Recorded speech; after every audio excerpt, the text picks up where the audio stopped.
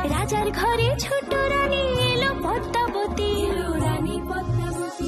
রাজার আরো 6টি রানীর ছিল না সন্তান। পদ্মাবতীর কোলালোতে মিলল সমাধান। বছর যেতে জন্ম নিল 7 ছেলে 1 মেয়ে। হয় খুশির আকাশ হঠাৎ কালো মেঘে গেল ছেয়ে। হিংসেতে যায় জ্বলে পুড়ে বাকি 6টি রানী। যুক্তি করে ঘটায় ওরা 7 কুমারের হানি। সুযোগ মতো 7 ছেলেকে মাটিতে দেয় পুঁতে। বাঁচে একা পারুল, ওরা পায় না তাকে ছুতে। ধাইমা বাজায় সেই মেয়েকে বড় করে তোলে। 7 ভাইকে পায় যে পারুল 7টি চাপা ফুলে। এত কিছুর পরেও রাজার বিপদ যে কাটে না। সূর্য নগরে সুখের সূর্য আর ওঠে না।